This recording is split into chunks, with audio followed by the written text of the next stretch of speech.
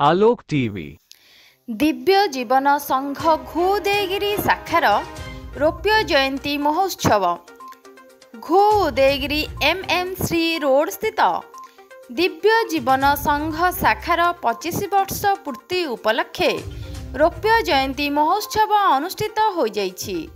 स्वामी गुरु प्रेमानंद सरस्वती अध्यक्षतार रौप्य जयंती कार्यक्रम जून 1 तारिख रु 3 तारिख पर्यंत 3 दिन धरी अनुष्ठित होइथिला। प्रथम दिन सकाळ 6:30 समय संघर सभ्यमानंक उपस्थिति रे ध्वजा उत्तोलन कराजिबा परे प्रदीप प्रज्वलन करी श्री गुरु पादुका पूजा कार्यक्रम करा जाइथिला। प्रवचक गदाधर महाराणांक प्रवचन परे संघर गुरु भाई माने निज निज अनुभूति प्रकाश करथिले। संध्यारे जय गणेश कीर्तन और भजन परे प्रवचक के श्रीधर दास रामायणरू दिव्य जीवन विषय प्रवचन देइथिले। द्वितीय दिन सकाळ 6 समय जप ध्यान परे पतंजलि योग समितिर कंधमाल जिला योग प्रभारी बटकृष्ण दास योगासन शिक्षा देवा परे गीता पाठ भजन कीर्तन गान करा जाइथिला।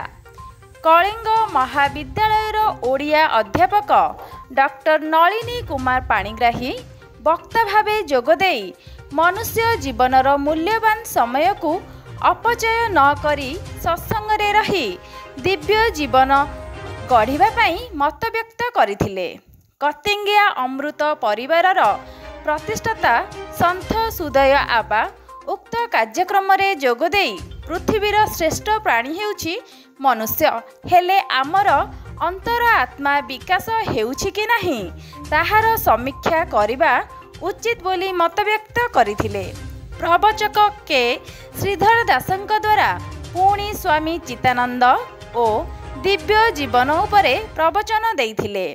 उद्यापनी उत्सव रे अतिथि भावे घुउदयगिरी ब्लॉक अध्यक्षा सुषमा प्रधान, एनएसी अध्यक्षा सुश्री देवस्मिता शतपथी, दक्षिणांचल समन्वय समितिर सभापति विप्रचरण पात्र, उपसभापति कुंज बिहारी पाढ़ी, संपादक प्रकाश चंद्र रथ प्रमुख उपस्थित थिबा बेले के श्रीधर दास मंच परिचालना करथिले। घुउदयगिरी शाखार पूर्वतन अध्यक्ष आदित्य प्रसाद महांती, पूर्वतन संपादक कविराज पोलेई, पूर्वतन सभ्य लोकनाथ नायक एवं नुआगाँर वरिष्ठ गुरुभाई श्यामघन साहू को दिव्य जीवन संघ तरफु सम्मानित करा जाइथिला।